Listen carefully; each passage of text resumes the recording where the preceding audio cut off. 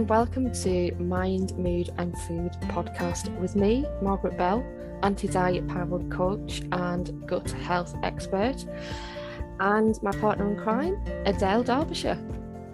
Hello, I am a yoga teacher and creator of Find Your Inner Sparkle, which is a toolbox, 50 ways to help you to look and feel better from the inside out.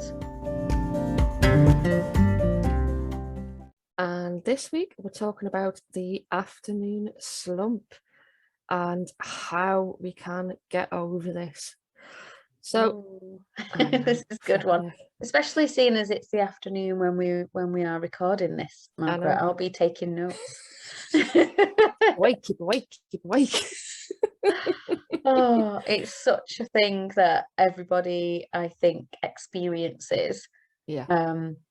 I think I used to more when I was working a corporate job. So people that are in those kind of like 9 to 5 environments, particularly when you eat your lunch and a couple of hours later you kind of feel like your eyes want to go to sleep and you have to like get up yourself around the face from the desk. So is this to do with the food we eat, is my first question.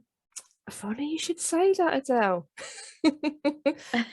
it has got a hell of a lot to do with the food we eat, and it's not just about the food that we eat at lunchtime. It all through the day, all combined, because if we eat, depending on what we eat in the morning, really does depend what time we eat in the afternoon, how we eat it, and what we kind of go for, which does have a complete effect on the afternoon slump.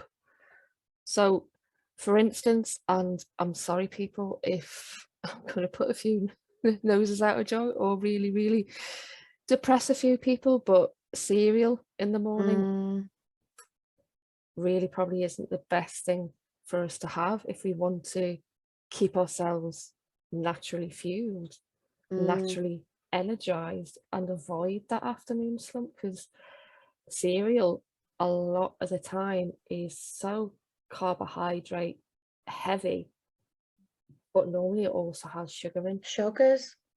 This is it. I just used to always eat cereal, and I do still have a little bit of like granola type stuff, but it's just more like a spoonful that I sprinkle on my yogurt because I like a bit of a crunch with my Greek yogurt. But you know, it always just used to be a bowl of cereal because it's quick, easy and it's quick. It's easy, yeah. Until when I was working in the corporate job, I had a period of time where I used to take an omelette. And you'll look at this because my husband used to make me the omelette, so people used to laugh at work, but I would wrap it in foil. A little cheese and tomato omelette wrapped in foil. Brilliant. And I'd go on the train, and then when I got to work with my coffee, it would still be warm. And I used to look forward to it, like unwrapping my little omelette at my desk. But it was better than the cereal for keeping it going. Because the likes, well, I've been looking into this so much more recently, and there's been a lot of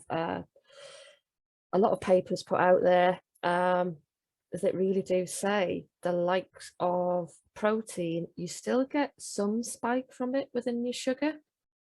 Well, actually, the likes of good fats, you normally don't really get that kind of spike at all. So if you're looking for something to keep you energized with longevity, it is the stuff that it is good fat. So eggs is one of those. Avocado. Saw your breakfast post earlier. Just tying it in, you know. Very good, yeah. The likes of avocado, but as well as you're eating there, full fat yogurt. Again, sorry if you're a full, a low fat kind of person, but a full fat yogurt will keep you going longer because of that fat in it. And it tastes so much better. Oh God, yeah. if we get the wrong yogurt in, because it's really hard, I don't know about you, but it's really hard in the supermarkets to bloody get the right stuff, because it's like Greek style and low fat and low sugar, and and this might be a topic for another day, I think we talked about sugars before, but if you're swapping the full fat out for low fat and it's got other stuff in it, like your sweeteners and things to make it taste nice, but it doesn't taste right to me. How can I put this apart from going artificial? Kind of just unnaturally sweet. It tastes sweeter than sweet stuff, you know. But I like the full fat. It tastes so creamy and it's thick and it's really, really nice if you put like a little bit of nuts in it and maybe a little bit of honey just to sweeten it. And that's really quick. Yeah. And you've got there the nuts as well, which are naturally high in good fats. So if these are the things that are better for us in the morning. And I have to say that, we were all told that breakfast is the most important meal of the day. Thanks to Mr. Kellogg's cornflakes, really. Yeah. He was the one that put that out there and turned us towards the likes of cereals, where beforehand we were having the likes of eggs and different things in the morning, which would keep us going longer. So kind of makes sense that for hundreds of years we're doing that, but in I think it was the 1930s, I might be wrong, I wasn't around then, that the likes of cereals started to come around, and that really changed our whole way of thinking about breakfast. I think you're right with that. I'm not really knowledgeable about all that too much, but it probably coincided with the rise of, like, I don't know, the Industrial Revolution or something, where people were going out to work in factories and things like that, and you just needed a really quick breakfast to get it down you and get out the door, whereas previously you might have had time to collect your eggs from the chicken coop in your garden and living off the land and all that sort of stuff, the good life. But and then people wanted convenience, and when we've moved into convenience like fast food and ready meals and things, it's never a good thing, is it? Like we talked about with the episode we did on bread, more things are just done for speed, they're less good for us. Exactly. And I did actually, as I'm sorry for the people who were on the Liverpool to the Manchester train at that time, I did actually take the likes of boiled eggs on the train and eat them, because they were, protein and good fat. And I'm talking about the whole eggs as well, rather than just the egg white. Do not be mistaken. Egg white on its own, virtually a waste of time. You need the egg yolk there as well. That's it. And it's controversial, isn't it? Because I know with people following diets, just use the egg white to make your skinny omelets with and stuff, but again, it's what's sustainable, really, isn't it? Like if I've got to do that kind of thing to lose weight, then I don't want to. Like if I've got to just eat egg whites, no thanks, because white food, no, definitely not. But when we're moving on to the likes of the lunchtime, for one, if you're just having cereal for breakfast, I don't know anyone that really is feeling full, probably past 10:30, 11 o'clock in the morning. So you've got those hunger pangs coming in. Yeah, you're staring at the clock, like, when is it lunch? Oh God, yeah. Staring at the clock, more than likely are at the hungry stage. And at that point, I don't know anyone that can make kind of rational decisions on what it's just got to be as quick as possible, whatever is there. That's when I would go for the sandwich, you see. Looking back, when I was doing that, quick get cereal in the morning, get out the door to work before my omelette days. Then you're grabbing the sandwich in the canteen. Yeah, which, we have done our episode on bread, but what bread can obviously do to you is that high carb spike, which then leads to the likes of the insulin going into your system and a huge crash, which leads to a packet of crisps. Exactly. If I'm honest, I'm just thinking it would have been a packet sandwich, probably rubbish bread, and a penguin or something like that as well. And it's like you packed lunch, isn't it, from being a kid? Yeah. So and then Or you have that, I would probably reach for that at 3 o'clock. So afternoon slump, chocolate. Reach for the biscuit and the coffee. Yeah. Which is then going to basically, yes, give you probably that little bit of alertness that you need, but very, very quickly you'll be back to square one. Then you want your tea. Yeah. And you're angry again. Angry. Oh dear. And then you are in that cycle of, you know, mentally feeling that you're just a greedy person, because that's how I used to feel. You know, you kind of reminded me of all this now when, you know, you're in the rat race and you're jumping from one meal to another thinking, when's my next meal? I kind of just thought that I was that person that couldn't watch what I eat or, you know, lose a few pounds, because it's physical hunger. It's a real thing. It's that hunger pang. And this, you know, when you're really getting those hunger pangs, or the drastic drop in energy, which is what we're talking about today, you know, I can literally feel shaky, like physical shaking, you know, like I call it having the jitters. Yeah. Like, and that's the blood sugar crash, isn't it? Absolutely.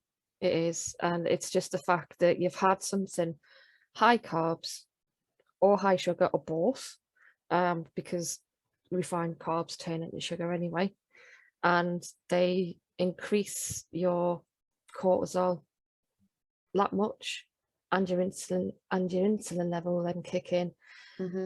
Quite a lot of the time our insulin kicks in a little bit too much to bring that down, and that is when the it kind of over eggs it, doesn't it?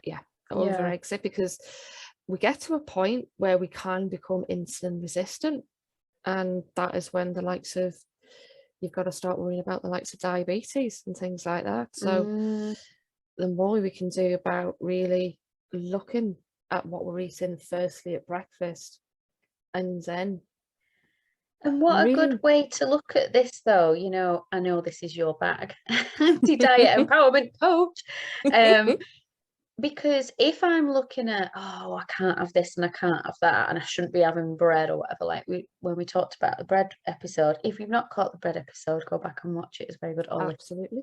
Then it makes you want things more, or you have a bad experience with your diet and you end up doing the yo-yoing.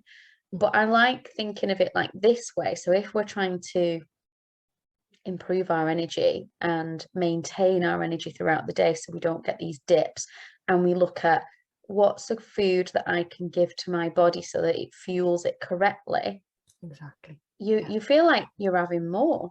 You're like, I'm going to have the full fat yogurt, I'm going to eat the full egg. And you know, you don't need then to deprive, because you probably find you don't need the 2 slices of toast that you might have had previously, or the sandwich at lunch, because you're fuller for longer.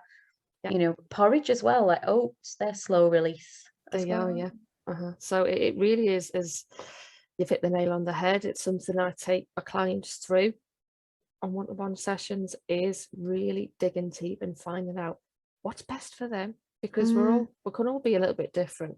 I'm best with the likes of good fats and protein for breakfast.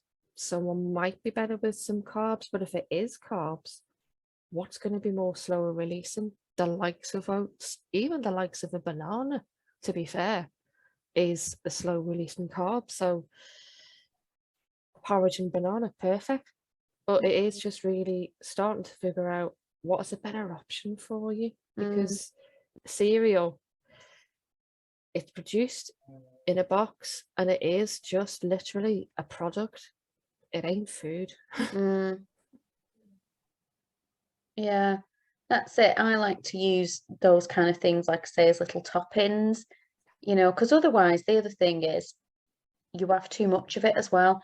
So have you ever looked at the serving size on a bowl of granola, for example? Because granola is obviously high fat and sugar, so you shouldn't eat too much of it. But it is tasty, and it's even nice if you make your own. Oh yes, it's gorgeous. Which I do. Oh, I always think, why don't I do this more often? You know, you make your own. It's only like simple to do. You can put all sorts in it, can't you? Oh yeah. But if you've weighed it out and it's like 30-gram serving is this much calories, you're surprised that there's hardly any in the bowl. Mm-hmm. So that's why I tend to use it as sprinkling it on top of my yogurt, and I'll chop up like strawberries and blueberries and a few nuts and a bit of honey, and then it's you hardly need any. It just gives you that bit of crunch. Yeah, which quite a lot of us do need. And it is just really thinking, well, is it worth it if having just a little bit of that, or something that I can really get my teeth into? Like, for instance, crikey, I make the likes of a vegetable frittata or something like that, which you can even make the night before, and then you don't get your husband to make you an omelette and wrap it in tinfoil. What do you think about Weetabix? Oh, that's a bit of a controversial one. Again, basically because they are still going through a process. That the wheat itself has gone through the likes of a process. It's still technically processed food, to be quite honest with you. I personally, like yourself, go for oats and at a push shredded wheat, because I've looked at the ingredients on shredded wheat and it is just literally shredded wheat. Waiting for the punchline there, my friend. Yeah, because I think as well, what do you think is with kids? I think they're harder to get, we can have the oats and the smoked salmon and eggs and things like, I work at home now, it's much easier, but they're going off to school. I think it's harder with them. So they will have Weetabix. Some days they'll have toast, they want like buttery toast or Weetabix, but otherwise it is cereal, or they like those like pancakes as well, that you can just kind of do like,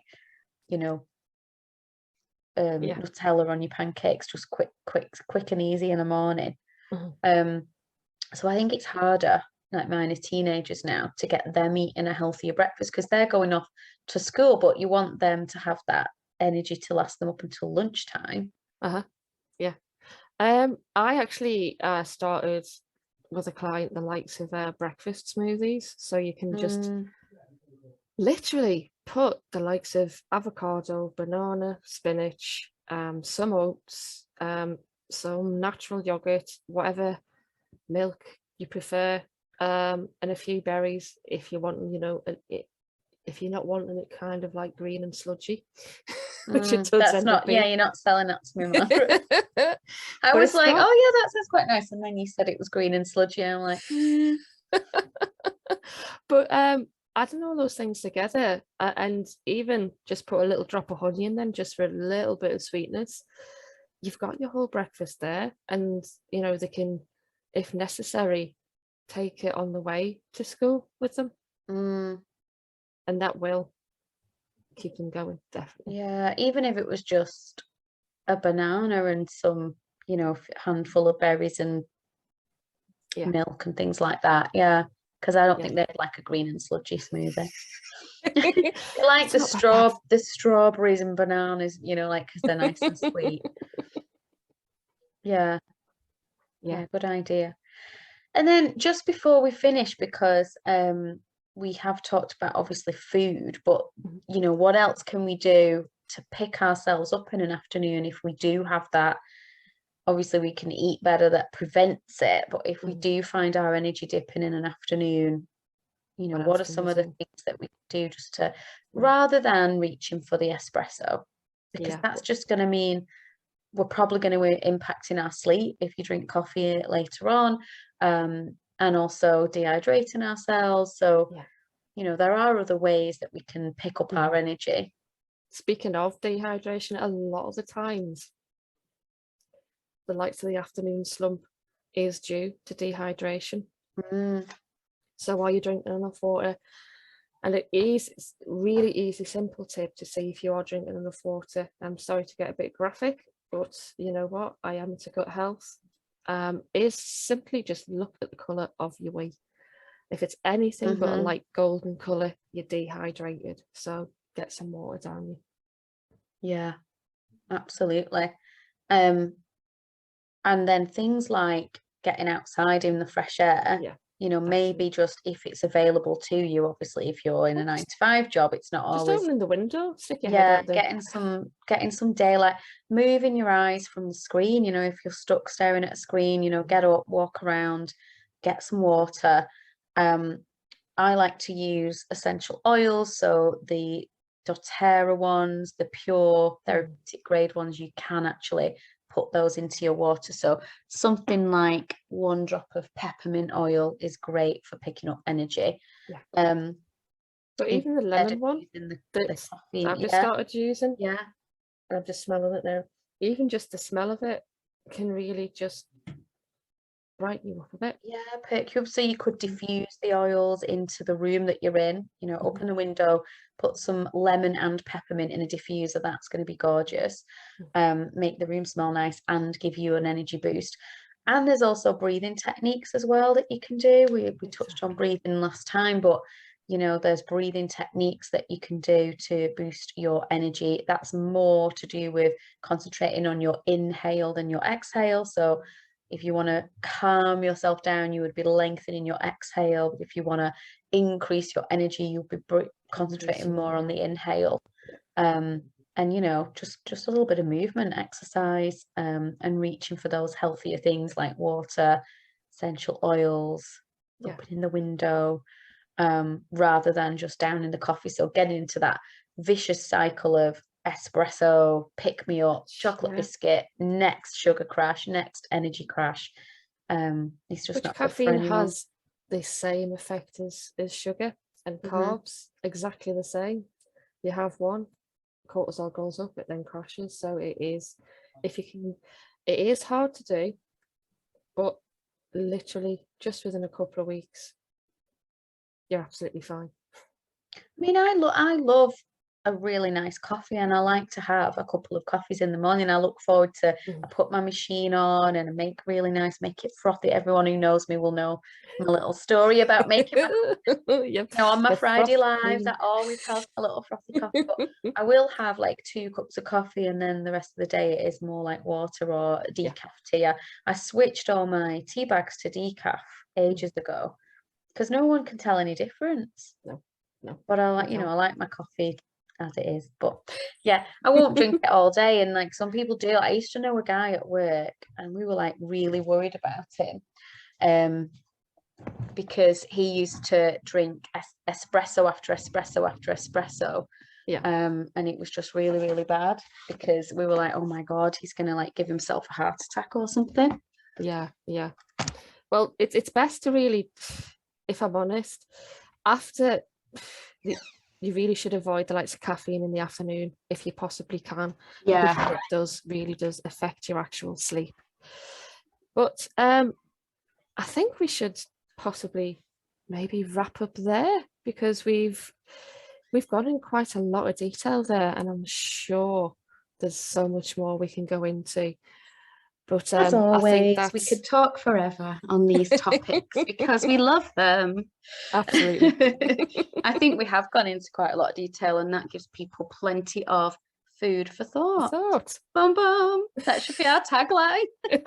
We just made us a catchphrase. Brilliant.